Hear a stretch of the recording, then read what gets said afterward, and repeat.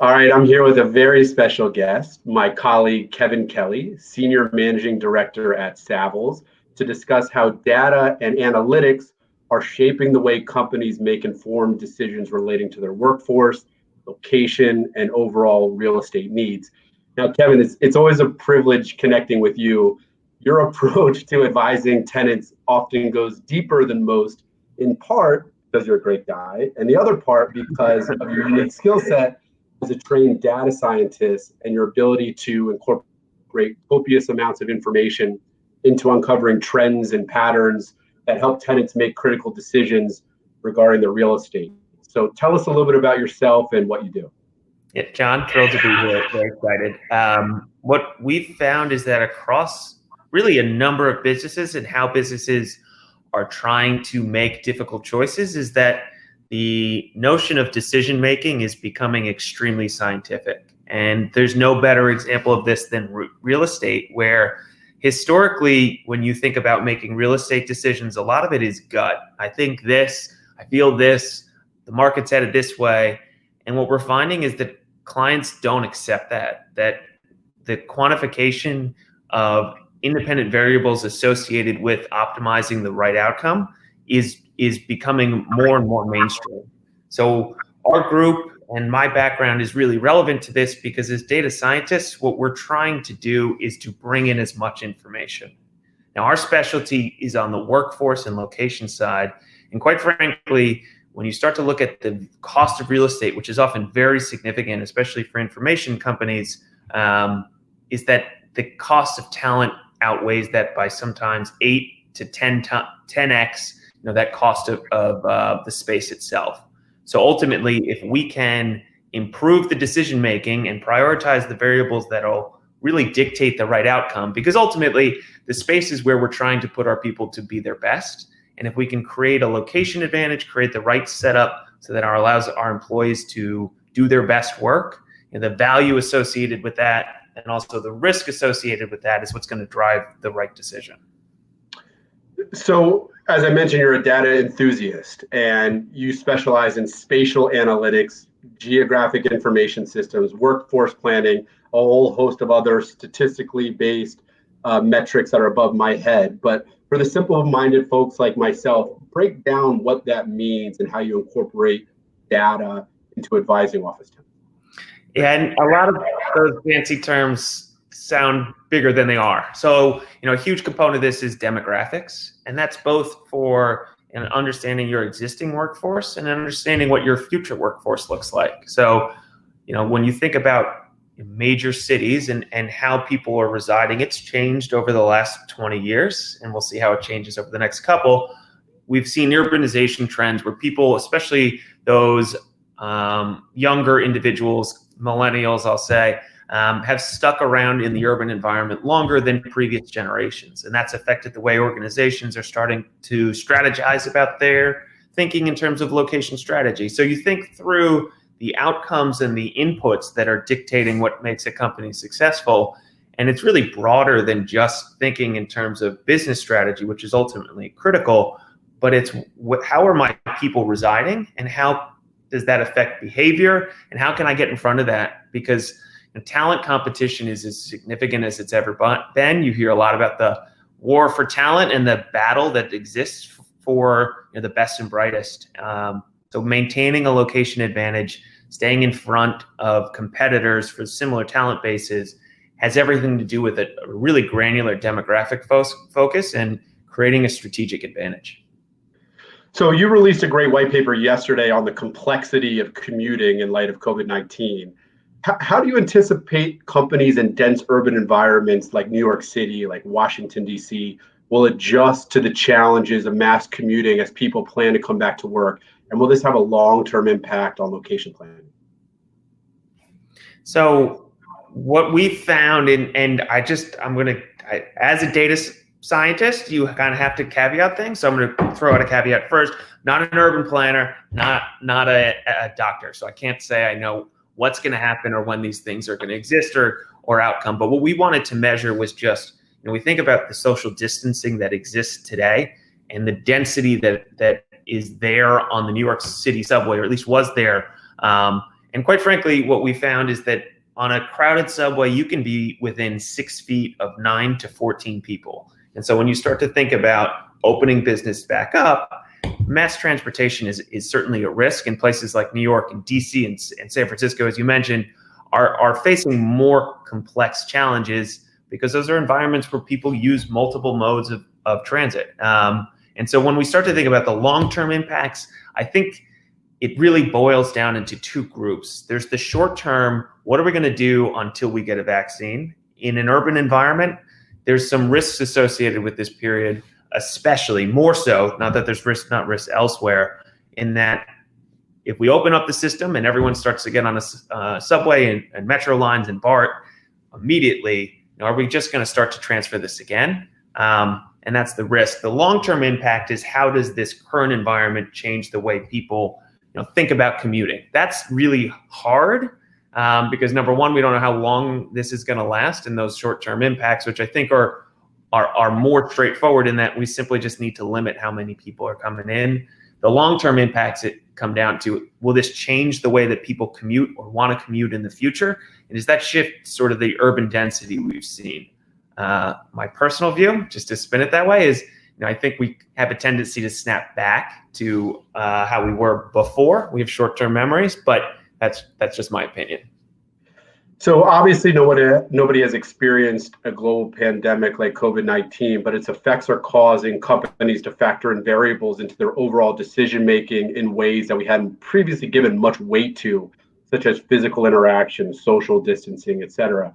So every company is different, and you're obviously not a health scientist, so we'll caveat that as well. Yeah. But what are some of the key data points and considerations, in addition to commuting, like you just discussed, that leaders are now prioritizing in light of the current circumstances? So the companies we're working with are really thinking about trying to keep their employees healthy in a future environment. And so, we've heard a lot about how the workplace might change and spacing people out, and the prioritization of new systems that might help purify the air or provide some assistance that way. And then there's also, just as we mentioned before, beyond the commute, is there ways that I can embrace work from home, or strategic ways that I don't have as many people flowing in and out on a daily basis? I think all of those attributes come together to allow for a new type of working, where you might have a little bit more shifting of resources in different geographies. Maybe I'm working from home on Monday, I'm in the urban environment office on Monday and Tuesday, and the suburban office on Thursday, work from home on Friday. This strategy seems a little foreign right now, in that we have this notion of keeping individual groups isolated. But I think long-term, that's where we might start to shake out. That makes sense. So we often measure real estate costs in terms of price per square foot or cost per seat, but you tend to take a more holistic approach by incorporating other variables when determining the overall employee cost. So tell us how companies should be viewing their costs more broadly.